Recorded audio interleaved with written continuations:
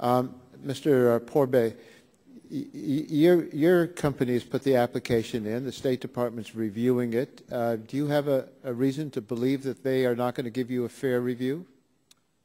No, as I said earlier, we have had a very exhaustive review, which I think is entirely appropriate given the magnitude of the project and ensuring that people and stakeholders are heard in this process. Why do you think we should change our law? If they're reviewing your application, it's been exhaustive, they're trying to make a decision. I know you'd like to be approved as quickly as possible. Do you think you need a special law? And was Canada prepared to pass special laws for Americans when your government takes too long? Is you taking too long? Is that the problem? No, we've certainly had no involvement in this proposed legislation, sir. You haven't. Okay. The question about the extra costs for the pipeline, Mr. Simons, we've already had unanimous consent to put in Philip Verliger's editorial from the Star Tribune, and he makes a case that we're going to be spending $5 billion extra as a duty to Canadian oil companies for this project, if this project goes through. Explain that to us, because you hear such contradictory statements to the contrary.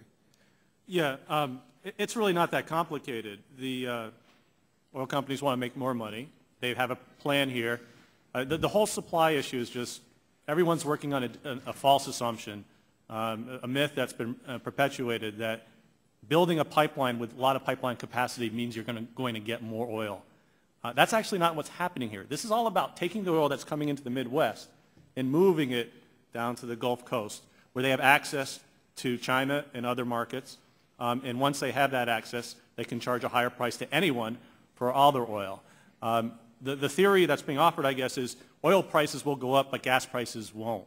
I don't know if you believe that, but I don't think I would be able to bank on that theory. What's really happening is, as the CEO of Valero said recently, America is becoming the middleman in the global oil business. We're importing lots of crude, we're refining it, and we're exporting more and more gasoline and refined diesel products around the world. We're actually significantly increasing our exports from the Gulf Coast. That's what they want to do. Gas prices will go up in 15 states, according to TransCanada's own analysis. Now, you indicated that some of this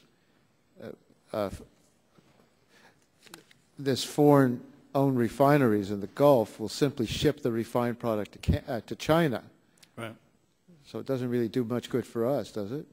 No. I mean, this is the gateway they've always wanted. I mean, these refineries, again, a pipeline taking Canadian oil to foreign-owned refineries in the Gulf Coast doesn't make it our oil. We have a big expansion being funded by Saudi Arabia. We have declining oil coming into Citgo refinery owned by Chavez. These are the kind of owners that are going to be in control of this oil. Now, this pipeline imposes other risks for America. The Ogallala aquifer provides drinking water for 2 million people and is critical for farming and ranching across the several states.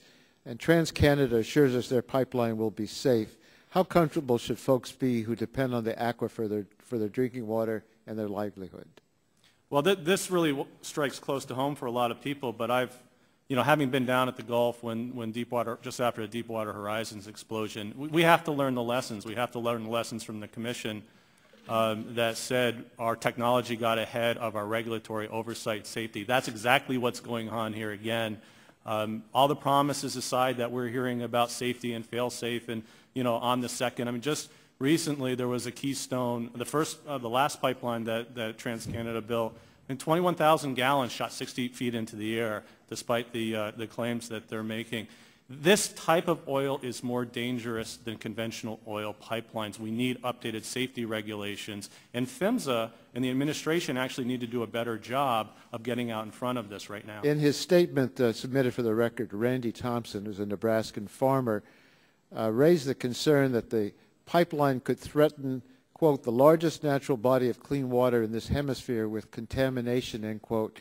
He also stated, quote, TransCanada has bullied and intimidated American landowners with threats of eminent domain. Are Mr. Thompson's concerns unique, or do they reflect the concerns of many farmers and ranchers along the route of the proposed pipeline? Well, I have a letter that's one of many letters here from TransCanada to landowners, and they say they're holding this, we're going to condemn your property in last resort. Now, right now, TransCanada does not have the right to use eminent domain and condemn property, but they are sending letters to landowners that say, if you don't sign this final offer, we will begin proceedings. We will be forced to invoke the power of eminent domain and will initiate condemnation proceedings. They are threatening American landowners.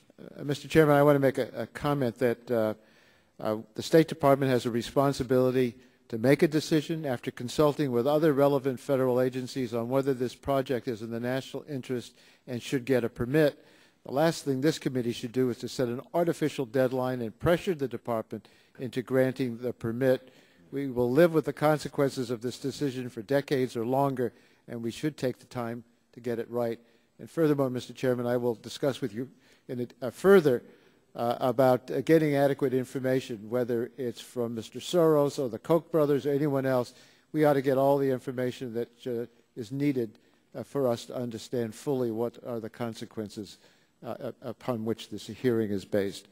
I yield back my time. Thank you.